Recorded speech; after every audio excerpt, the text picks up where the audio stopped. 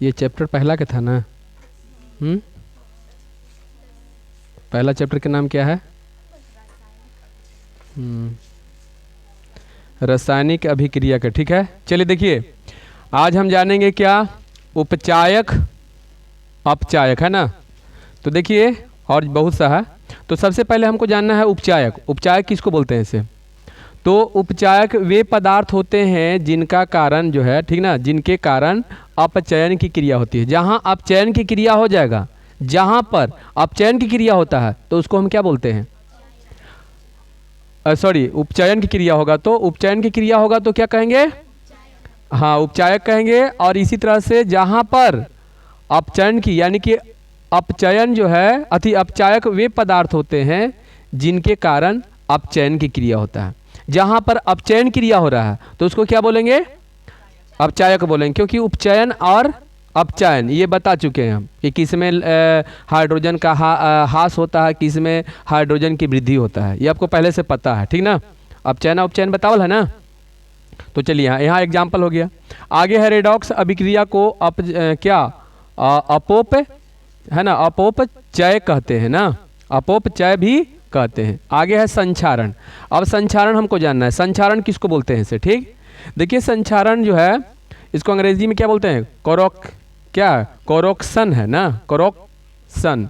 ठीक, तो रासायनिक, यानी कि वह जो है रासायनिक, चाहे ऐसे भी बोल सकते हैं कि वह रासायनिक अभिक्रिया जिसमें धातुएं वायु, नमी या अम्ल से अभिक्रिया करके, कोई भी धातु रहेगा, क्या रहेगा आपका? धातु रहेगा। और वो जो है अभिक्रिया बताओ किससे करेगा? तो वायु से, हवा से करेगा, चाहे कोई नमी से, है ना, थोड़ा चिपचिपा टाइप के रहेगा, नमी से करेगा, चाहे अम्ल से अभिक्रिया करके वो अवांछनीय, मतलब बेकार पदार्थ का निर्माण कर देता है, ठीक ना?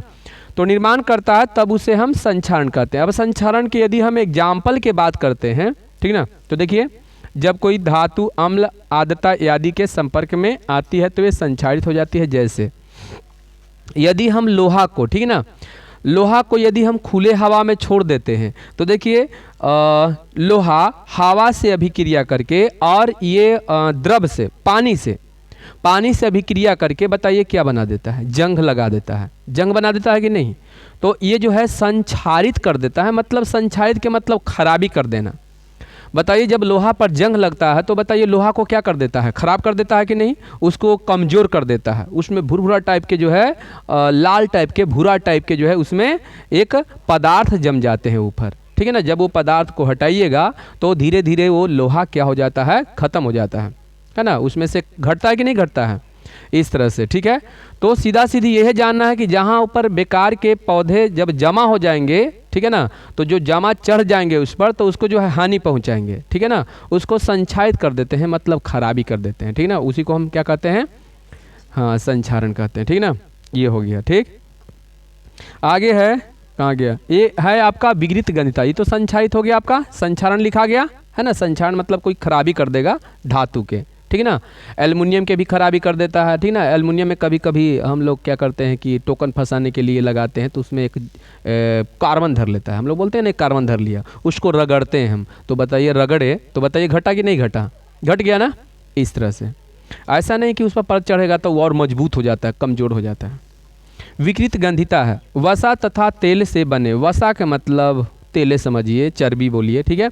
तो वसा तथा तेल से बने खाद्य पदार्थ, मतलब तेल से जो आपका खाद्य पदार्थ, खाने वाला जो पदार्थ बना हुआ रहता है, में उपचयन के क्रिया के कारण, उपचयन क्रिया के कारण अरुचिकर गंध और स्वाद का उत्पन्न होना विकृत गंधिता कहलाता है। ज़्यादातर आपका होता है गर्मी के दिन में।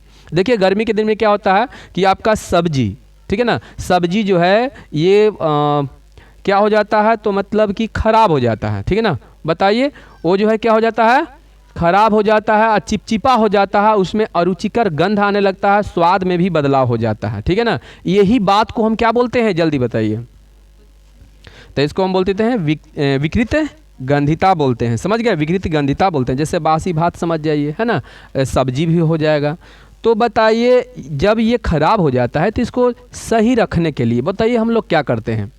तो रेफ्रिजरेटर में रखते हैं। रेफ्रिजरेटर एक होता है, उसमें खाना जो है एकदम सही रहता है, कोई खराबी नहीं होता है। समझ गए ना? रेफ्रिजरेटर हो जाएगा, ठीक है?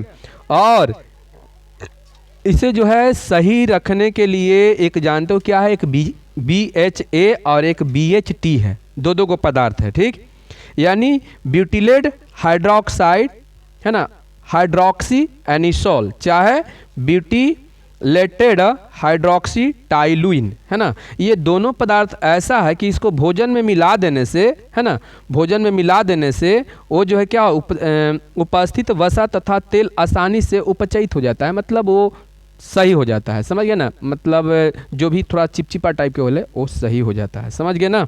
ये कौन है, तो BHA है और BHT है, ये दो चीज़ है। इसको आप सही, चाहे आप जो है अगर पहले से ही सुरक्षित रखना चाहते हैं तो सीधा सीधी आप रख दीजिए कि इसमें रेफ्रिजरेटर में रख दीजिए।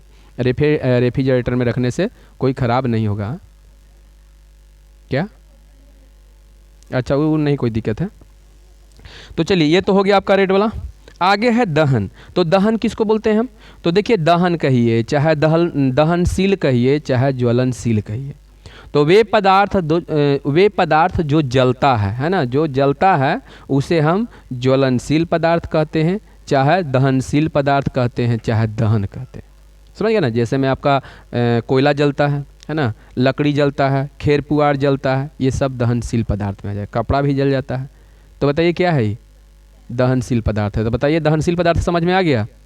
नेक्स्ट आपका है कि दहन के लिए यानी कोई भी चीज़ जलाने के लिए कौन कौन चीज़ का ज़रूरत पड़ता है, कोई भी चीज़ जलाने के लिए कौन कौन चीज़ का ज़रूरत पड़ता है, तो तीन चीज़ होता है। पहला, दहन के पोषक पदार्थ की उपस्थिति, ज्वलन ताप की प्राप्ति, और एक मिनट, पहला है ज्वलन पदार्थ की उपस्थिति, जो जलने वाला पदार्थ है उसका ज़रूरत है। जैसे लकड़ी हो गया, तो लकड़ी हो गया आपका क्या, जलने वाला, है ना, ज्वलन पदार्थ हो गया, ठीक। उसके बाद है दहन के पोषक पदार्थ की उपस्थिति। अब जैसे में देखिए जलने के लिए बताइए किसका जरूरत पड़ता है, तो हवा का जरूरत पड़ता है, ऑक्सीजन का। तो ऑक्सीजन रहेगा तभी कोई चीज़ जलेगा, नहीं तो नहीं जलेगा। कैसे, तो एक मोमबत्ती जला के, और मोमबत्ती के क्या कीजिए कि एक क्या बोलते हैं, कांच वाला गिलास से उसको ढक दीजिए। कांच वाला गिलास से इसलिए ढकें कि बाहर से आर पर दिखाई दे कि वो बुत कब रहा है ना। जब उसको ढकते हैं ना तो कुछ देर के बाद जो है ना वो जलता है, उसके बाद मलमलाने लगता है और बुत जाता है।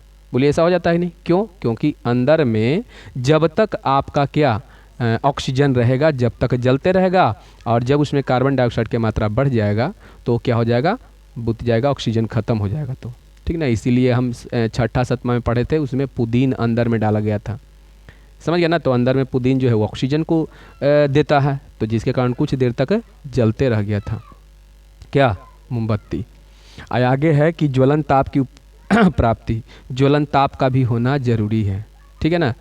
ज्वलन ताप के मतलब होता है, ज्वलन ताप किसको बोलते हैं, जिस ताप पर कोई पदार्थ जलना प्रारंभ कर देता है तब उसे हम ज्वलन ताप कहते हैं। अब जैसे में देखिए एक हम खेर पुआर को जलाएंगे और एक मोटा लकड़ी को जलाएंगे, उन दोनों में से पहले कौन जलेगा, खेल पुआर जलेगा कि नहीं जलेगा, जल जाएगा। इसी तरह से यदि हम एक सूखा लकड़ी को जलाएं और एक भींगा लकड़ी को जलाएं तो दोनों में से कौन जलेगा। तो सूखा लकड़ी के एकर मतलब कि ज्वलन ताप कम है, और उस जिसका ज्वलन ताप ज़्यादा होगा एकर मतलब कि उसमें ज़्यादा मतलब कि ज्वलन ताप की जरूरत पड़ेगा, ठीक है ना। तो खेर पुआर की अगर हम बात चाहे कागज़ के वो बात करते हैं, लकड़ी के बात करते हैं, तो दोनों में पहले कौन जलेगा। तो बताइए ज्वलन ताप किसका ज़्यादा है किसका कम है। कागज़ का ज्वलन ताप क्या है, कम है, और लकड़ी का ज़्यादा है। तो बताइए समझ में आ गया, ठीक। बिना अथी के कोई भी चीज़ नहीं जलेगा, ऑक्सीजन ये सब के।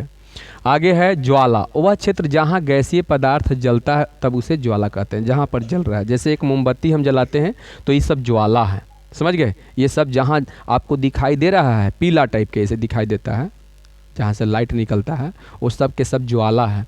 अब ज्वाला के 4 गो क्षेत्र होता है, एक नीला क्षेत्र होता है, एक काला क्षेत्र होता है, एक दीप्त क्षेत्र होता है, एक अदीप्त क्षेत्र होता है। तो देखिए नीला क्षेत्र कहाँ होता है, देखिए नीला क्षेत्र सबसे नज़दीक में ना देखिए, है ना। और ये देखिए अदीप्त क्षेत्र कहाँ होता है, ऊपर भाग में देखिए ऊपरे है, और उसके बाद जो है क्या है, काला क्षेत्र देखिए बीचवा में है, बीच में है, देखिए बीच में।